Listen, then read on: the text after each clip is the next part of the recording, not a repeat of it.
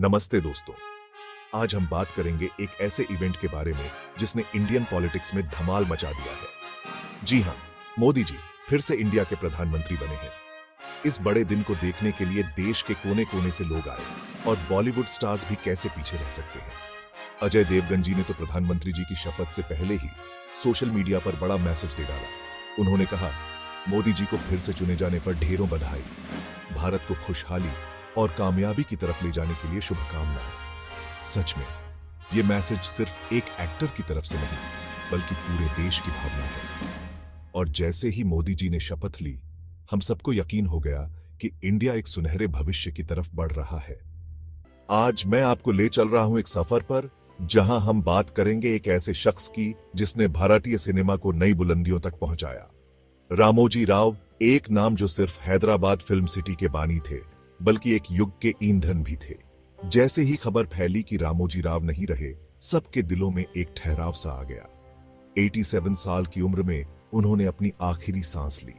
पिछले कुछ समय से वो बीमारी से जूझ रहे थे और सांस लेने में उन्हें तकलीफ हो रही थी, जिसके चलते 5 जून को उन्हें अस्पताल में भर्ती कराया गया था।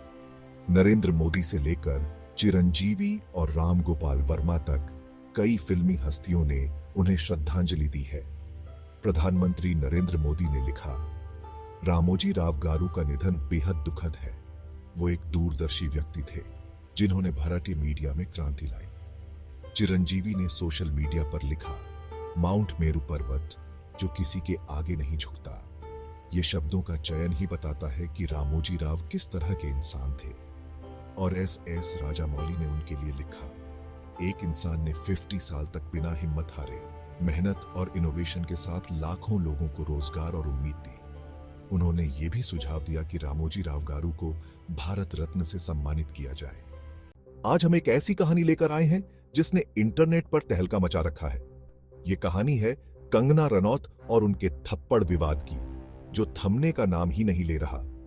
याद है जब 2022 में हॉलीवुड एक्टर विल स्मिथ ने एक अवार्ड सेरेमनी में क्रिस रॉक को थप्पड़ मारा था, तो कंगना उन सेलेब्स में से एक थीं जिन्होंने विल के इस काम का साथ दिया था। उन्होंने तो ये तक कह दिया था कि अगर वो विल की जगह होती तो वो भी ऐसा ही करती। लेकिन अब वक्त बदल गया है। हाल ही में कंगना खुद एक थप्पड़ कांड में फंस गई और इसने काफी हंगामा मचा दिया है। और भी मजेदार बात यह है कि कंगना का विल स्मिथ को सपोर्ट करने वाला पुराना पोस्ट अब इसी विवाद के बीच वायरल हो गया है। सोशल मीडिया पर कमेंट्स की बाढ़ आ गई है। जहां कुछ लोग अभी भी उनका साथ दे रहे हैं, वहीं कई लोग उनकी तीखी आलोचना कर रहे हैं।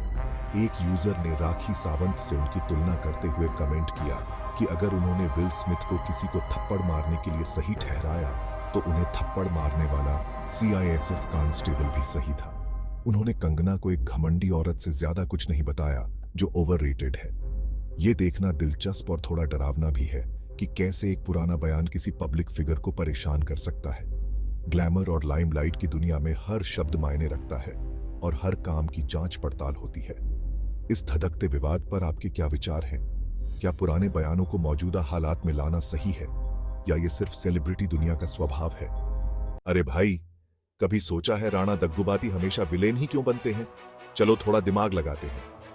बाहुबली में भलाला देवा बनकर सबके होश उड़ाने वाले राणा दग्गुबाती भाई फिर से विलेन बनने को तैयार हैं। इस बार बात हो रही है मुगल बादशाह औरंगजेब के रोल की, और इसके लिए राणा साहब का नाम सबसे आगे है। लेकिन यार, ऐसा क्यों होता है कि एक बार कोई हीरो किसी रोल में जम जाए तो बस वही रोल बार बार मिलता है? असल में ये सब पब्लिक की पसंद का खेल है। राणा भाई ने जब भलाला देवा का रोल किया तो उनकी एक्टिंग की दम और आवाज की कड़क ने सबको हिला दिया। बस फिर क्या, डायरेक्टर और प्रोड्यूसर भाई भी उन्हें ऐसे ही रोल में देखना चाहते हैं। अब छत्रपति शिवाजी महाराज की फिल्म में औरंगजेब के रोल के लिए भी सबसे पहले राणा दग्गुबाती का ही नाम आया। उनकी आवाज, उनका पर्सनैलिटी, उनकी अदाकारी सब इस रोल के लिए बिल्कुल फिट है। तो दोस्तों, ये रही राणा दग्गुबाती के विलेन बनने की फुल स्टोरी। उनका स्ट्रॉन्ग लुक और जानदार एक्टिंग उन्हें इन रोल के लिए सुपर डुपर बनाती है। बताओ भाई, आपको उनका कौन सा विलेन रोल सबसे ज्यादा भाया? कमेंट में जरूर बताना। डांस और कॉमेडी के बेताज बादशाह गोविंदा ने तो कमाल कर दिया है।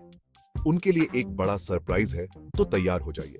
क्योंकि यह बहुत मजेदार होने वाला है। गोविंदा ने अपनी कॉमिक टाइमिंग और दमदार डांस से हमेशा दिल जीता है, लेकिन अब वो नए मैदान में उतर रहे हैं। कई दिनों से हिंट देने के बाद आखिरकार उन्होंने अपना OTT प्लेटफॉर्म लॉन्च कर दिया है। जी हां, आपने सही सुना, इसका नाम है फिल्म लट्टू और ये हमारे प्यारे स्टार को पहले से भी ज्यादा करीब लाने वाला है। इंस्टाग्राम पोस्ट से इसकी घोषणा हुई, जिससे सभी फैंस खुशी से झूम उठे। गोविंदा ने बताया कि फिल्म लट्टू अब लाइव है। गूगल प्ले स्टोर या एप्पल स्टोर से डाउनलोड करके गोविंदा की मनोरंजन की दुनिया में गोता लगा सकते हैं। लॉन्च वीडियो में उनकी फिल्म आ गया हीरो की झलक भी है, जिससे उत्साह और बढ़ जाता है। रुकिए, अभी और है। गोविंदा ने इस नए सफर को सबके लिए मजेदार और आसान बना दिया है। सब्सक्रिप्शन प्लान पहले साल के लिए सिर्फ 149 रुपए। जी हाँ, 150 रुपये से भी कम में पूरे साल का मनोरंजन। अब ये तो एक ऐसा ऑफर है जिसे मना करना मुश्किल है। तो फिर किस बात का इंतजार है? फिल्म लट्टू डाउनलोड करें, सब्सक्राइब करें और ढेर सारी फिल्मों और खास कंटेंट का मजा लेने के लिए तैयार हो जाइए, वो भी गोविंदा के साथ।